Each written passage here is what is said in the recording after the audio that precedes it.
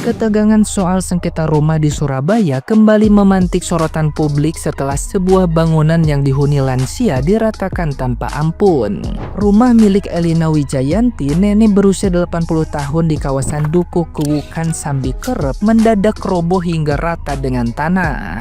Peristiwa ini menyeret nama Samuel yang diduga menjadi pihak di balik perobohan dengan alasan mengklaim kepemilikan sah atas lahan tersebut. Klaim itu didasarkan pada petok D yang disebut telah ditebus dari Elisa Irawati, kakak kandung Elina, dan diperkuat dengan akta jual beli sejak 2014. Namun, klaim administrasi itu justru memicu pertanyaan besar soal kemanusiaan dan prosedur hukum yang dijalankan. Pihak Samuel melalui kuasa hukumnya menyebut kedatangan mereka ke rumah Elina pada 6 Agustus 2025 hanya bertujuan klarifikasi status tanah, bukan untuk melakukan perusakan.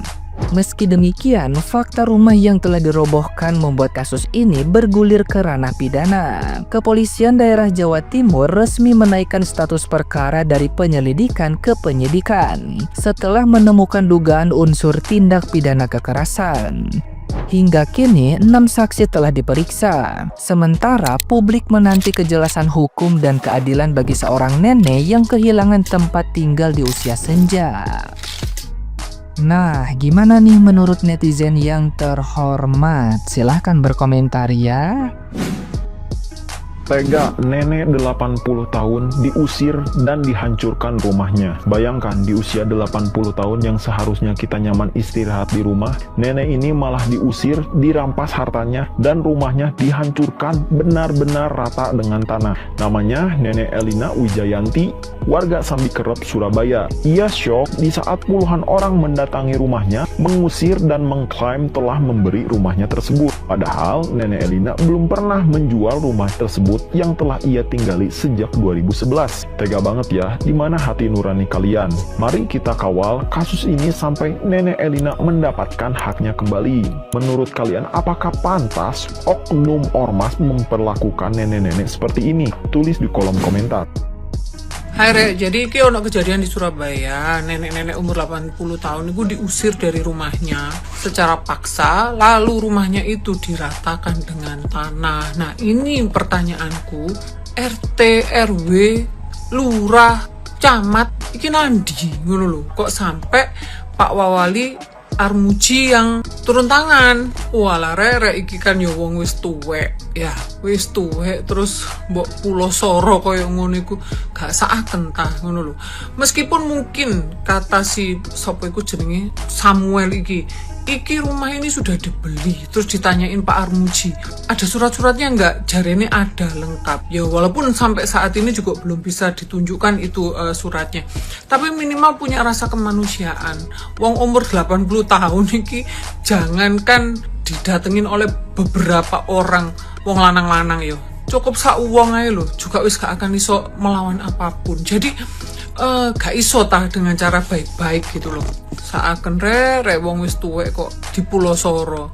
Terus wingi dikirimi beras iku ambek mbu sopo. Lah sing rusak omahe kok mbok kirimi beras. Dadi wah, aku gak ngerti wis wong-wong ki sing melakukan ki sapa, mbok preman, mbok ormas, mbok sapa, wis salah gak penting iku sapa, tapi minimal duwe rasa saaken ambek wong wis umur 80 tahun iki iso opo ngono lho. Mas yo dikuyo-kuyo ya gak iso opo-opo ngono Rek.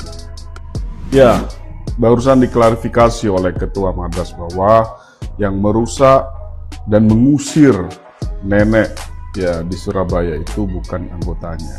Ya, kalau begitu, Anda sebagai Ketua Madas, ya ambil tindakan hukum dong, pencemaran nama baik terhadap orang ini. Cari orang ini yang mengaku-ngaku kalau memang itu bukan anggota Anda.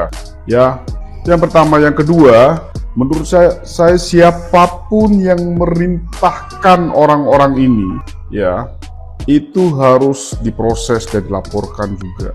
Yang merusak, yang menyuruh lakukan, menganjurkan untuk melakukan pengusiran dan pengrusakan rumah itu sama-sama melakukan perbuatan melawan hukum, ya, dan bisa dilaporkan secara pidana. Ya.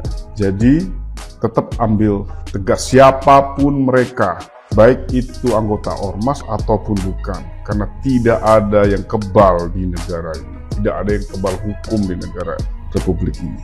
Ya, apalagi kemudian mengatasnamakan organisasi tertentu dan diidentikan dengan daerah tersebut. Saya sebagai putra daerah Madura, saya nggak terima kalau ada organisasi, ya apalagi mengidentikan dengan daerah-daerah tertentu melakukan sesuatu yang melawan hukum. Saya mendukung tindakan nenek ini untuk melaporkan. Saya siap bergabung di barisan nenek ini untuk melaporkan dan memperjuangkan haknya. Satu orang nenek Elina ya bisa bikin satu Indonesia marah. Sebenarnya ini bukan kasus, ini kasus biasa lah ya, kasus hukum, rebutan atau klaim tanah lah ya, klaim bank ini milik siapa, itu kan urusan hukum. Yang bikin orang-orang marah itu sebenarnya bukan itu, bukan soal kasus ini sertifikat siapa, tapi ini nenek umur 80 tahun diusir, yang ngusir pakai baju ormas, itu yang bikin marah. Yang ngusir ini bukan pejabat. Padahal kalau kita bicara kasus kasus yang berhubungan dengan properti lah ya, yang melakukan penyitaan, penggusuran itu jurusita dari pengadilan atau kejaksaan. Yang eksekusi itu bukan orang, bukan warga biasa, aparat hukum yang eksekusi. Ini enggak, ormas yang eksekusi. Terus rame banget jadinya. Ada beberapa komponen kan diusir. Yang diusir ini nenek 80 tahun loh. Itu yang bikin orang Indonesia itu sakit banget hatinya. Kedua, yang ngusir ini pakai baju ormas. Yang ngusir pakai baju ormas. Kalau yang ngusir nggak pakai baju ormas, mungkin cukup berhenti di orang itu. Tapi karena yang ngusir pakai baju ormas, ormasnya kebawa. Klarifikasi dia tuh ormas semuanya. Padahal nggak tahu, bisa jadi memang nggak bawa-bawa ormas. Memang ormasnya nggak tahu, bisa jadi ya. Tapi karena dia pakai atribut ormas, ya ormasnya kena. Terus habis itu udah diusir, rumahnya dibongkar sampai dirubuhin, barang-barangnya dikeluar. Ya nggak tahu barang-barang itu kemana. Nah ini namanya nggak tanggung jawab nih. Kriminalnya di situ, bukan ini tanah milik siapa. Itu urusan pengadilan nanti. Kriminalnya di situ. Kamu ngusir nenek umur 80 tahun yang semua warga di situ sudah tahu dia tinggal di situ sudah lama, terus kamu robohin bangunannya dan kamu pakai baju ormas. Nggak bisa ini. Ini harus diusut sampai tuntas. Kriminalnya, ingat, kriminalnya di situ, bukan di rebutan ini tanah milik siapa. Kalian pasti udah tahu kan kasusnya Nenek Elina. Jadi ada seorang nenek di Surabaya namanya Nenek Elina. Dia tuh harus terusir dari rumahnya gara-gara ada seseorang yang mengaku sudah membeli rumahnya dan memaksa Nenek Elina untuk keluar rumah saat itu juga. Bahkan sempat Nenek Elina ini digendong gitu, dipaksa keluar, diseret. Tidak cuma terusir dari rumahnya, jadi barang-barang Nenek Elina ini dikabarkan juga ikut hilang. Ada surat-surat, ada barang-barang pribadi beliau. Menurut berita yang beredar, pengusiran Nenek Elina ini ya melibatkan salah satu ormas yang cukup terkenal ya di daerah Jawa Timur. Walaupun dari ormas tersebut sudah klarifikasi dan mengatakan tidak terlibat, tapi kemarahan warga Surabaya ini sudah memuncak.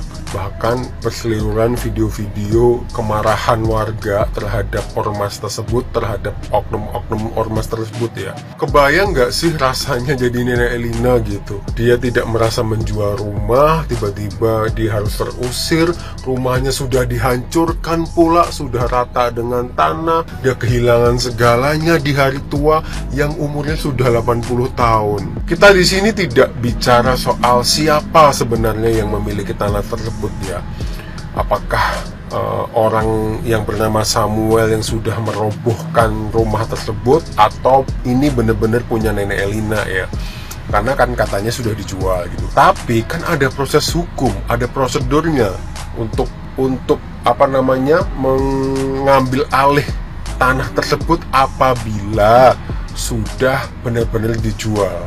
Jangan sampai kita mengorbankan nurani kita gitu nenek 80 tahun diseret begitu saja, barang-barangnya juga hilang, rumahnya langsung dirobohkan. Bahkan kemarin kasusnya nenek Elina ini ya sudah mengundang perhatian dari wakil wali kota Surabaya, Cak Armuji, yang sampai mendatangi kediaman beliau, mendatangkan orang yang bernama Samuel yang sudah mengaku membeli rumah nenek Elina ini. Dan dari Cak Armuji sendiri juga geram gitu. Kenapa kok kejadian seperti ini bisa terjadi? Di mana nuraninya? Bahkan RT RW-nya terkesan cuek, terkesan lebih membela pihak dari Samuel. Semoga nenek Elina segera mendapatkan keadilan ya. Kalaupun memang ternyata beliau ini dipaksa keluar dari rumahnya dan rumah ini masih hak beliau, semoga keadilan ada di tangan nenek Elina. Semoga pengadilan bisa memberi keadilan buat nenek Elina.